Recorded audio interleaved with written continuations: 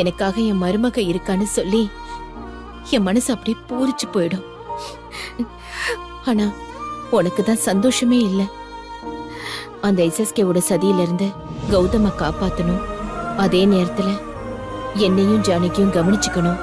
பாவம், நீ கஷ்டத்தை மட்டும்தான் அனுபவிச்சிட்டு இருக்க. இதுல கஷ்டம் ஒண்ணுமே இல்ல அத்தை. இது என்னோட கடமை தான். இன்னைக்கு எப்படியோ அந்த நாகுவை பிடிச்சு கௌதம் எப்படியாவது வெளியே கொண்டு வந்துடலான்னு நான் நம்பிக்கையோட துரத்துனேன். ஆனா உங்க கழுத்துல அவன் கத்திய வச்சு தப்பிச்சிட்டான். கோர்ட்டு கொடுத்த கெடு நெருங்கிட்டு இருக்க சமயத்துல நாகு கிடைச்சும் கை நழுவி போனதுல வேதனையா தான் இருக்கு. அவன் என் கழுத்து அறுத்தாலும் பரவாயில்ல, அவனை கெட்டியா பிடிச்சிருக்கணும். அத்தை விடுங்க அத்தை. அந்த நாகு எங்க ஓடிடுவான்? இன்னைக்கு தப்பிச்சவன் இன்னொரு நாள் சிக்காமல போயிடுவான். இதுல ஒரு விஷயம் என்னன்னா, போட்டோல மட்டுமே நாம பாத்துட்டு இருந்த நாகுவ இப்ப நம்ம நேர்லயும் பாத்துட்டோம். இனி அவனை நெருங்குற டைம் ரொம்ப தூரத்துல இல்ல அத்தை.